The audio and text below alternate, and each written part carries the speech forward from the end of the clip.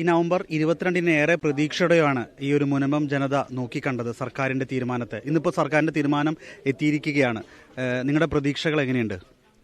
ഞങ്ങളുടെ പ്രതീക്ഷ ഇപ്പൊക്കെ തച്ചൊടിച്ചേക്കണല്ലേ. ഞങ്ങൾ ഇത്രയും ദിവസം 41 ദിവസം ഇന്ന് സമരം തുടങ്ങിയിട്ട് ഞങ്ങൾ പ്രതീക്ഷകളോടെ സമരം തീർന്നിട്ടും ഇവിടെ കാത്തിരിക്കുന്നു എന്താണ് വിധി എന്നറിയാൻ വേണ്ടി. ഇപ്പോഴും ഞങ്ങളെ പറ്റിക്കല ചെയ്തേക്കണത്, ഞങ്ങളെ മണ്ടന്മാരാക്കിയാണ് ചെയ്തേക്കണത്. ഇപ്പോഴും ഭരിക്കുന്ന ആൾക്കാർ ഇപ്പം ഞങ്ങളെ മണ്ടന്മാരാക്കിയൊക്കെയാണ്. അതായത് കേരളത്തിലുള്ള മൊത്തം ജനതനെയും മണ്ടന്മാരാക്കിയാണ് ചെയ്തേക്കണമെന്നാണ് എൻ്റെ ഒരു ഇത്. എന്തായിരിക്കും, വഖഫിനെ പേടിച്ചിട്ടാണോ സർക്കാർ ഇങ്ങനെ ഒരു തീരുമാനത്തിലേക്ക് വന്നത്? ആരെ പേടിച്ചിട്ടാണെന്ന് അറിയാൻ പറ്റൂല. ഞങ്ങളിത് വില കൊടുത്ത് മേടിച്ചേക്കണ ഭൂമിയല്ലേ, ഞങ്ങളുടെ തീരാധാരമുള്ള ഭൂമിയല്ലേ. ഞങ്ങൾ ഈ റവന്യാവകാശങ്ങൾ, അതായത് തണ്ടപ്പേര് പിടിച്ചേക്കണ ഭൂമിയാണ്.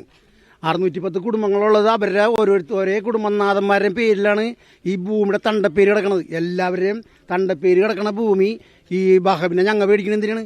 അവർ മേടിക്കണ എന്തിനാണ്? ഞങ്ങളുടെ ഭൂമിയല്ലേ ഇത്. ഞങ്ങൾ നേരത്തെ കുടിയാന്മാരായിരുന്നു. അത് ഫാറൂഖ് കോളേജിന് ആയിട്ട് കേസ് പറഞ്ഞിരുന്ന വെച്ചാൽ ഭൂമിയാണിത്. 1975 ഇത് വിധി വന്നത്, 2 പ്രാവശ്യം വിധി വന്ന്. ഇത് ഫാറൂഖ് കോളേജിൻ്റെ എന്ന് പറഞ്ഞ് വിധി വന്നതിന് ശേഷമാണ് ഞങ്ങൾ ഇത് വില കൊടുത്ത് മേടിക്കണത്. വില കൊടുത്ത് മേടിച്ചിട്ട് ഞങ്ങൾ 10-32 കൊല്ലം ഞങ്ങൾ കരമടച്ചതാണ്. കരമടച്ച് കഴിഞ്ഞ് 2022 വില്ലേജ് ഓഫീസിൽ കരമടക്കാൻ ചെന്നപ്പോൾ ഇത് വഖഫിൻ്റെ എന്ന് പറഞ്ഞാൽ അവർ വട്ടം വളഞ്ഞിരുന്ന വഖഫ് മന്ത്രിയും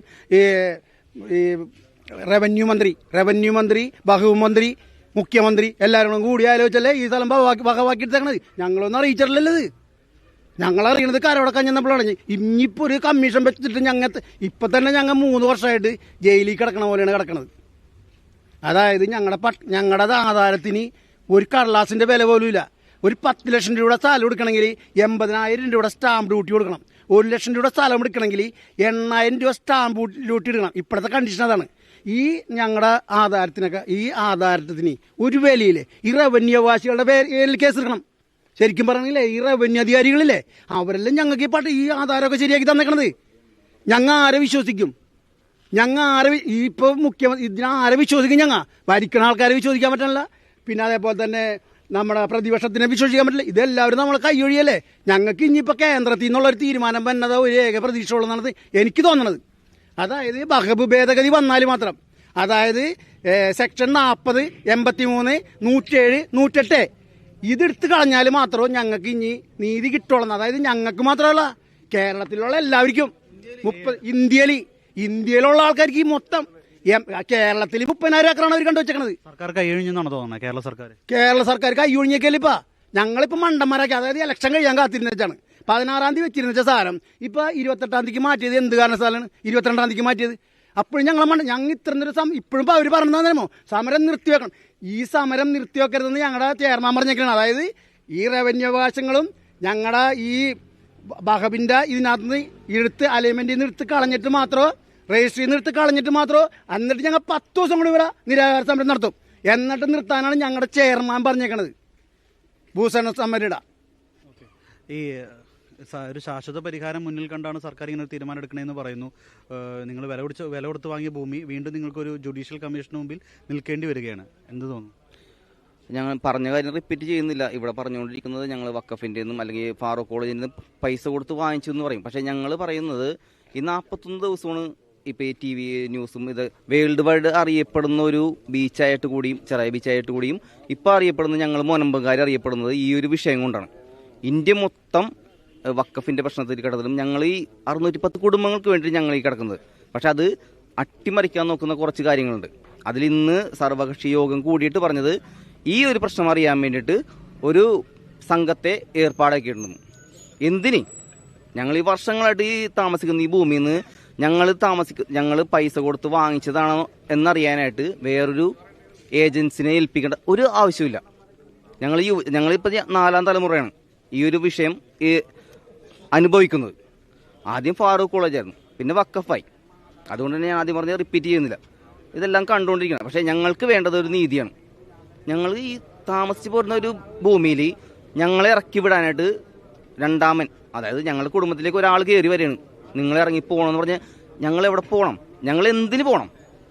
അതിന് ഞങ്ങൾക്ക് തീരുമാനം വേണം. അത് ഞങ്ങൾക്ക് ഇന്ന് കൂടിയ യോഗത്തിലുള്ള തീരുമാനമല്ല വേണ്ടത്. അതായത് ഒരു ഏജൻസിനെ ഏൽപ്പിക്കാനല്ല വേണ്ടത്. ഞങ്ങൾ പൈസ കൊടുത്ത് വാങ്ങിയ ഭൂമിയിൽ നിന്ന് ഞങ്ങൾ എന്തിനിറങ്ങണം? ഒരു കാര്യം കൂടി ഓർമ്മിപ്പിക്കണം, പറഞ്ഞ കാര്യം തന്നെ. എന്നാലും വിദ്യാഭ്യാസം, വിവാഹം, ഇതെല്ലാം ബ്ലോക്ക്ഡാണ് ഞങ്ങളുടെ തലമുറയിൽ. അത് ഞങ്ങൾക്ക് ഒഴിവാക്കി കിട്ടണം. അതുമാത്രമല്ല, ഞങ്ങൾക്ക് ഞങ്ങളുടെ ഭൂമി, ഞങ്ങൾ ഇപ്പോൾ ഒരു പാർട്ടിക്ക് എതിരെ നിൽക്കണില്ല, ഒരു പാർട്ടിക്ക് സ്നേഹവും ഇതില്ല. ഞങ്ങൾക്ക് വേണ്ട ഞങ്ങളുടെ കുടുംബമാണ്. അത് ഞങ്ങൾക്ക് കിട്ടണം. അത് എന്നേക്കുമായിട്ട് കിട്ടണം. അതിന് മുകളിൽ വഖഫ് എന്നല്ല ഏതൊരു ഇതും വരാൻ പാടില്ല. ഇപ്പോൾ ജുഡീഷ്യൽ കമ്മീഷനെ വെച്ചിരിക്കുകയാണ്, 3 മാസത്തിനൊക്കെ റിപ്പോർട്ട് എന്നൊക്കെ സർക്കാർ പറയുന്നുണ്ടെങ്കിലും ഒരുപക്ഷെ ഒരു കമ്മീഷൻ കൂടി പുതിയത് വരുന്നു. ഈ കമ്മീഷന്റെ തീരുമാനം കൂടി മറിച്ച് നിങ്ങൾക്ക് എതിരാണെങ്കിൽ വീണ്ടും നിങ്ങൾ തെരുവിലേക്ക് തന്നെ ഇറങ്ങേണ്ടി വരില്ലേ? ഇപ്പോൾ അതിൽ പറയാനാണെങ്കിൽ ഇപ്പോൾ ഒരു MA നിസാർ കമ്മീഷൻ 2008 രൂപീകരിച്ചിട്ട് നടത്തിയ ഒരു പ്രശ്നത്തിലാണ് ഇപ്പോൾ ഞങ്ങൾ പെട്ടിരിക്കുന്നത്. ഇപ്പോൾ ആ കമ്മീഷന്റെ ഒരു കണ്ടെത്തലിൽ ഇത് വഖഫ് ഭൂമിയാണെന്ന് പറഞ്ഞു ഞങ്ങളോട് ആരെങ്കിലും ചോദിച്ചോ? ഒരാളോടും ചോദിച്ചിട്ടില്ല. ഒരാൾക്കും ഇവർ വന്ന് ഒരു കാര്യവും ചോദിച്ചിട്ടില്ല. ഈ MA നിസാർ കമ്മീഷൻ ഇവിടെ ഒരാൾക്കും നോട്ടീസ് കൊടുത്തിട്ടില്ല, ഒരു നോട്ടീസും ഇവർക്ക് കൊടുത്തിട്ടില്ല. അപ്പോൾ അതുകൊണ്ട് ഇപ്പോൾ ഈ ഒരു കമ്മീഷൻ വന്നു കഴിഞ്ഞാൽ ഇനി എത്ര നാൾ പോകുമെന്നുള്ള കാര്യത്തിൽ ഒരു ഐഡിയ ഇല്ല. ഇതിൻ്റെ എല്ലാ ശരിക്കും ആവശ്യം എന്തായിരുന്നു? ഞങ്ങളുടെ റവന്യൂ വശങ്ങൾ പുനഃസ്ഥാപിക്കുക, അതാണ് ആദ്യം ചെയ്യേണ്ടി വന്നത്. അല്ലാതെ ഇപ്പോൾ ഈ ഒരു കമ്മീഷൻ്റെ ആവശ്യം ഈ കുറേ നാൾ തുടങ്ങിയിട്ട് ആളുകൾ പറയുന്നുണ്ട്. അതായത് പല രീതിയിലും പല ആളുകളും, ഇപ്പോൾ മുസ്ലിം ലീഗ് പറഞ്ഞിട്ടുണ്ട്, അല്ലെങ്കിൽ ഇപ്പോൾ സഭാ നേതൃത്വത്തിലെ പല ആളുകളും പറഞ്ഞിട്ടുണ്ട്. ഇപ്പോൾ KLCA പോലുള്ള ആളുകൾ ഒരു കമ്മീഷനാണ് വേണ്ടതെന്നും പറഞ്ഞിട്ട് ഇപ്പോൾ അവരുടെ ഒരു ആവശ്യമാണ് ഇതിപ്പോൾ നടന്നിരിക്കുന്നത്. ഞങ്ങളുടെ ആവശ്യമല്ല. ഒരു കമ്മീഷൻ വെച്ച് കുറേ സമയം കളയുക, ഞങ്ങളെ വീണ്ടും ദുരിതത്തിലേക്കാക്കുക. ഞങ്ങളുടെ ഇവിടെ ഉള്ള പിള്ളേരുടെ എല്ലാവരുടെയും പഠിപ്പും വിവാഹവും എല്ലാം ദുരിതത്തിലാക്കിയിട്ടുള്ള ഒരു തീരുമാനമാണ് ഇപ്പോൾ വന്നിരിക്കുന്നത്. ഞങ്ങളാരും അതിൽ സംതൃപ്തരല്ല. ഞങ്ങൾ ഇതല്ല പ്രതീക്ഷിച്ചത് ഗവൺമെന്റിന്റെ കയ്യിൽ നിന്നും. ഒരു താൽക്കാലികമായി സമരം ഒന്ന് നിർത്തിവെപ്പിക്കാനായിട്ടുള്ള ഒരു ചെറിയ പൊടിക്കൈയാണോ അത്? നിർത്തിവെപ്പിക്കാൻ സർക്കാർ തുടങ്ങിയ സമരമല്ലല്ലോ ഇത് മുനമ്പം ജനത തുടങ്ങിയ സമരമാണ്. അത് ഞങ്ങൾക്ക് നീതി ഉറപ്പാക്കുന്നത് വരെ ഞങ്ങൾ ഈ സമരം തന്നെ മുന്നോട്ട് കൊണ്ടുപോകും, നിർത്തില്ല. ഇപ്പോൾ ഈ റവന്യൂ അവകാശങ്ങൾ നിങ്ങൾക്ക് പുനഃസ്ഥാപനം കരടയ്ക്കാനുള്ള കാര്യങ്ങളൊക്കെ സർക്കാർ നോക്കുമെന്ന് പറയുന്നുണ്ട്. അതിൻ്റെ കാര്യങ്ങളിൽ പരിശോധിക്കുമെന്ന് സർക്കാർ പറയുന്നുണ്ട്. സർക്കാർ പരിശോധിച്ചു തുടങ്ങിയിട്ട് കുറേ നാളുകളായി, ഇപ്പോഴും അതിനകത്തോട്ട് എത്തിയിട്ടില്ല. അപ്പോൾ സർക്കാരിൻ്റെ ഇനി ഞങ്ങളാണ് തീരുമാനിക്കുന്നത് എന്തൊക്കെയാണ് ചെയ്യാൻ പോകുന്നതെന്ന്. ഇപ്പോൾ ഞങ്ങളുടെ കരടക്കുന്നില്ല, പക്ഷേ പഞ്ചായത്തിൻ്റെ ഹരിതകർമ്മ സേന അങ്ങനെയുള്ള കാര്യങ്ങൾക്ക് ഞങ്ങൾ 50 രൂപ വെച്ച് കൊടുക്കണം. അവർ ഞങ്ങളുടെ വീടുകളിൽ വരുമ്പോൾ ഇനി അതൊക്കെ കൊടുക്കണമെന്ന് ഞങ്ങൾ തീരുമാനിക്കും. സർക്കാർ ഞങ്ങളുടെ കരമെടുക്കുന്നില്ല, അപ്പോൾ ഞങ്ങൾ ഇനി എന്ത് കൊടുക്കണം സർക്കാരെന്ന് ഞങ്ങൾ തീരുമാനിക്കും. ഈ കമ്മീഷന്റെ ഇത് കാര്യങ്ങൾ ഇപ്പോൾ 3 മാസം കൊണ്ട് കമ്മീഷൻ നിങ്ങൾക്ക് ഇത് ഓക്കെ ആക്കുമെങ്കിൽ സർക്കാർ നല്ലൊരു തീരുമാനമല്ലേ ഇത്? അങ്ങനെ ജുഡീഷ്യൽ കമ്മീഷൻ ഓക്കെ ആക്കുന്ന എന്താണ് ഉറപ്പ്? ജുഡീഷ്യൽ കമ്മീഷൻ അന്വേഷണം കഴിയുമ്പോൾ ഇത് വഖഫ് ഭൂമിയാണെന്ന് പറഞ്ഞാൽ എന്ത് ചെയ്യും? അവിടെയാണ് ചോദ്യം. ജുഡീഷ്യൽ കമ്മീഷൻ 3 മാസം കഴിയുമ്പോൾ ഇത് പറയണ ഇത് വഖഫ് ഭൂമിയാണെന്ന് പറയണമെങ്കിൽ സാധാരണക്കാരെ ജനങ്ങൾ എന്ത് ചെയ്യും? പിന്നെ ഒരു കമ്മീഷനൊക്കെ വരെ. അപ്പം ഞങ്ങൾക്ക് ആകെ ഇനിയിപ്പോൾ വിശ്വാസം കേന്ദ്ര സർക്കാരിലാണ്. ഞങ്ങൾക്ക് വിശ്വാസം ഇപ്പോൾ കേന്ദ്ര സർക്കാരിലാണ്. ഇപ്പോൾ കേരള സർക്കാർ കൈയൊഴിഞ്ഞ സ്ഥിതിക്ക് ഇനിയിപ്പോൾ കേന്ദ്ര സർക്കാരിലാണ് വിശ്വാസം. അതങ്ങനെ തന്നെ വരുള്ളൂ ഇനിയിപ്പോൾ. ഈ ഒരു വിഷയത്തിൽ ഇപ്പോൾ ഇന്നിപ്പോൾ നമ്മൾ സിദ്ദിഖ് സേട്ടിൻ്റെ കുടുംബവും കൂടി ഈ ഒരു വഖഫ് പ്രശ്നത്തിലെ ഒരു കേസിൽ ഫറൂഖ് കോളേജിനെതിരെ കക്ഷി ചേർന്നിട്ടുണ്ട്. അപ്പോൾ ഇതൊരു നിയമപരമായിട്ടും കൂടി ഇപ്പോൾ മുന്നോട്ട് പോയിക്കൊണ്ടിരിക്കുകയാണ്. സർക്കാരിൻ്റെ ഭാഗത്തുനിന്ന് ഈ ഒരു തരത്തിലും കൂടി മുന്നോട്ട് പോകുന്നത്. സർക്കാരിലുള്ള പൂർണ്ണമായ വിശ്വാസം അവസാനിക്കുകയാണോ? അല്ലെങ്കിൽ ഇപ്പോൾ ഇന്നിപ്പോൾ മന്ത്രി ഇപ്പോൾ ഈ രാജീവിൻ്റെ വാക്കുകളും ഏകദേശം വഖഫ് ബോർഡിനാണ് ഇത് നിർദ്ദേശം കൊടുക്കാനേ സാധിക്കുള്ളൂ എന്നാണ് പറയണത്. അപ്പോൾ ഇത് വഖഫ് ഭൂമി തന്നെയാണെന്ന് സർക്കാരും തീരുമാനമെടുത്തു കഴിഞ്ഞില്ലേ? സർക്കാർ ഇപ്പോൾ തീരുമാനിച്ചേക്കുന്നത് തന്നെയാണ്. മുസ്ലിം ലീഗ് പറഞ്ഞതും കോൺഗ്രസ് പറഞ്ഞതും ഇവരെല്ലാവരും കമ്മ്യൂണിസ്റ്റ് പറഞ്ഞതും ഇതെല്ലാം ഇപ്പോൾ പറയുന്നത് ഇവർ 3 പേരും കൂടെ ഒന്നിച്ചുകൊണ്ടാണ് ഇപ്പോൾ തീരുമാനം വന്നേക്കുന്നത് ഞങ്ങൾ വിശ്വസിക്കുന്നത്. മുസ്ലിം ലീഗും കോൺഗ്രസും ഈ ഭൂമി വഖഫല്ല എന്ന് ബാക്കി എല്ലാവരും പറയുന്നുണ്ടായിരുന്നു കഴിഞ്ഞ ദിവസങ്ങളെല്ലാം. വഖഫ് ഭൂമി അല്ല എന്ന് എല്ലാവർക്കും പറയാൻ പറ്റും. അതിപ്പോൾ ആർക്ക് വേണമെങ്കിലും വഖഫ് ഭൂമി അല്ല എന്ന് പറയാലോ. പക്ഷെ അത് തെളിയിക്കാൻ പറ്റുന്നില്ല അവർക്ക്. ഞങ്ങളും പറയുന്നുണ്ട് വഖഫ് ഭൂമി അല്ല എന്ന്. എന്നിട്ട് ആരാ ചെവിക്കൊള്ളുന്നത്? ആരെങ്കിലും ചെവിക്കൊള്ളുന്നുണ്ടോ? സമരം ഇനിയിപ്പോൾ നാളെ നടക്കുന്ന പൊതുയോഗത്തിന് ശേഷമായിരിക്കുമോ എങ്ങനെയായിട്ട് മുന്നോട്ട് പോകണം എന്നുള്ള തീരുമാനം വരുന്നത്? അതിനുശേഷം തീർച്ചയായിട്ടും നാളെ നടക്കുന്നത് പൊതുജനങ്ങളുടെ പൊതുയോഗമാണ്. അപ്പോൾ അതിന്റെ പേരിൽ അതിൽ നിന്ന് ഉരുത്തിരിയുന്ന ആശയങ്ങൾ ഉൾക്കൊണ്ടുകൊണ്ടായിരിക്കുള്ളൂ സമരം ഞങ്ങൾ മുന്നോട്ട് കൊണ്ടുപോകുന്നത്. സമരം നിർത്തിവെക്കില്ലേ എത്ര വന്നാലും? ഒരിക്കലും നിർത്തില്ല. ഇതിന് നീതിയുടെ നീതി ഞങ്ങൾ പറഞ്ഞല്ലോ, മുനമ്പം തോറ്റാൽ ഭാരതം തോറ്റു എന്നാണ്, ജനാധിപത്യം തോറ്റു എന്നാണ്. അത് തോക്കാൻ ഞങ്ങൾ അനുവദിക്കില്ല. അങ്ങനെയാണ്. ചേട്ടാ എന്ത് പറയുന്നു? ദുഃഖമുണ്ടോ? ദുഃഖമല്ലേ ഉള്ളൂ. ദുഃഖമായിട്ട് ഒരു 3 വർഷമായല്ലോ ഈ മീഡിയക്കടയിൽ നിന്ന് കുഴയാണ്. കാരണം നിങ്ങൾക്ക് തന്നെ അറിയാം എന്തോരം ചാനലുകാർക്കാണെന്നറിയാം അഭിമുഖത്ത് നമ്മുടെ ദുഃഖങ്ങൾ പറയാൻ മാത്രമേ നമുക്ക് എല്ലാവരും സ്വരം കെട്ടി വെച്ച ഒരു സാധനം നമുക്ക് പറയാൻ അറിയാനും പാടില്ല. ഞങ്ങളുടെ ദുഃഖം എന്ന് പറഞ്ഞാൽ ഞങ്ങളുടെ കിടപ്പാടമാണ്. അത് ഞങ്ങളുടെ പൂകരുന്ന് വിനീത.